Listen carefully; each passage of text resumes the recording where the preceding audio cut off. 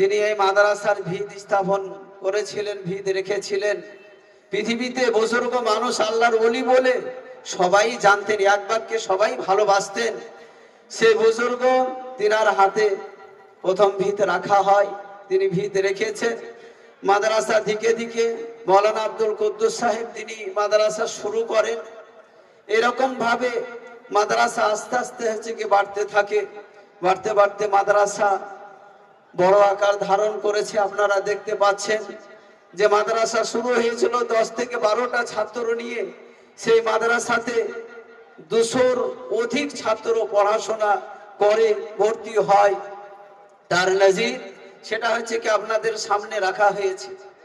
সম্মানিত ইসলাম দরদি ভাই বন্ধুরা, শুধু আলেম ওলামা যশোরী মাদ্রাসা শিক্ষক বলে নয়, সারা পশ্চিম বাংলার যেসব আলেম ওলামা বুজুর্গদ্দিন যিনারা মাদ্রাসাতে খেদমত করেন, কোরআনের দাস দেন, হাদিসের দাস দেন, যেসব আলেম ওলামা সেসব আলেম ওলামা মাদ্রাসাতে পড়ান। আবার আপনাদের দুয়ারে ফকিরের মতো ভিখারির মতো তারা হাত পাতে। যখন আপনাদের দুয়ারে যায় তখন মনে হয় যে আমি আর মাদ্রাসাতে শিক্ষকতা করব না, কেননা যে মাদ্রাসাতে শিক্ষকতা করি সে মাদ্রাসাতে ভিখারির মতো ভিক্ষা করতে হয়।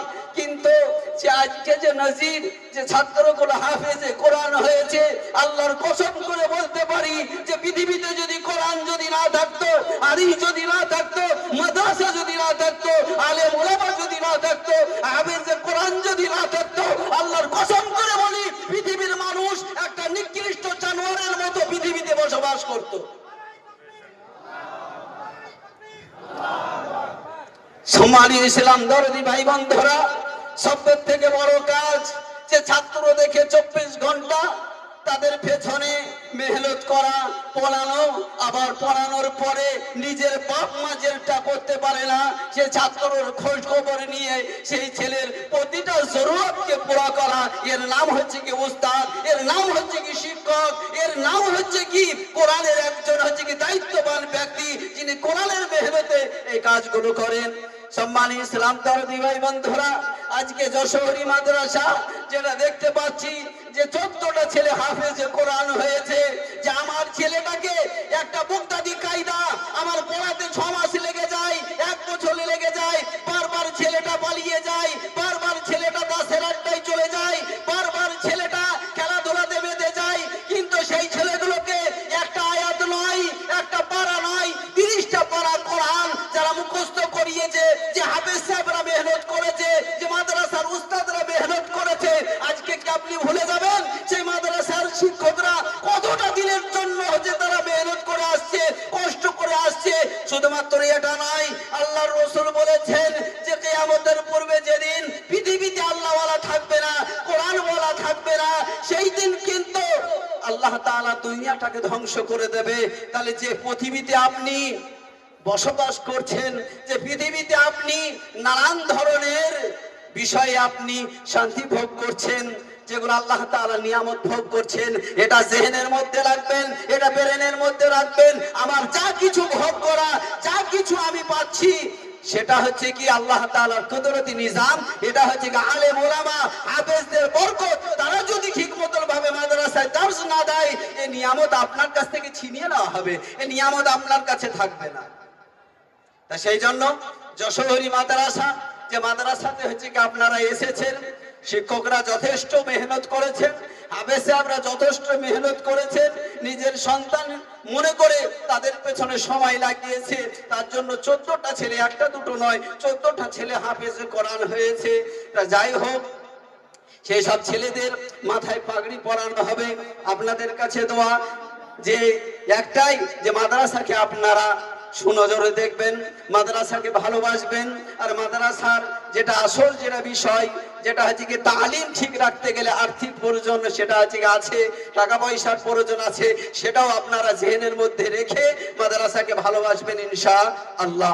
তা যেটা হচ্ছে কি আপনাদেরকে দেখানো হবে, যার জন্য আপনারা তাকিয়ে আছেন, সেই জন্য গ্রামবাসী যে যেখানে আছেন এখন পাগড়ি প্রদান করা হবে।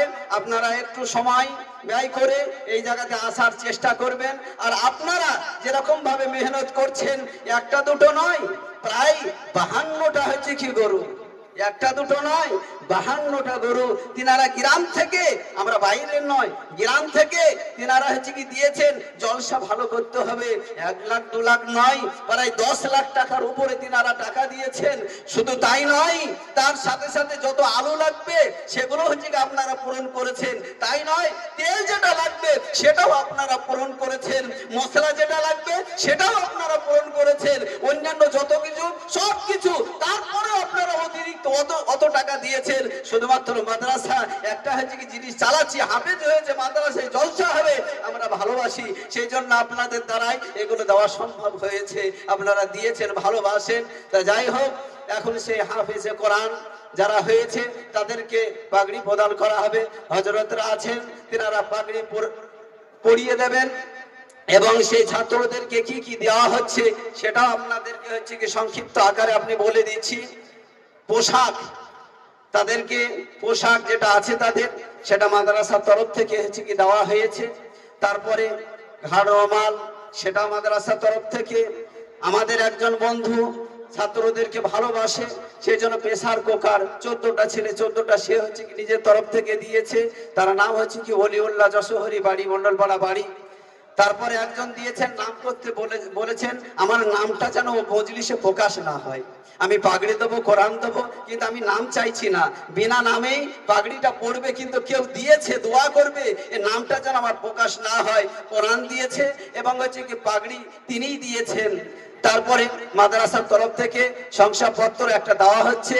তারপরে আমাদের মাদ্রাসার 14 জনকে 500 টাকা, আমাদের মফিজুল ভাই 14 জনকে 500 টাকা করে হচ্ছে কি দিচ্ছেন, পাগড়ির সময় তাদের হাতে দিয়ে দেওয়া হবে। তারপরে ব্যাগ তাদেরকে একটা করে হচ্ছে কি দেওয়া হচ্ছে, এগুলো মাদ্রাসার তরফ থেকে। তার সঙ্গে সঙ্গে সেই সব ছাত্র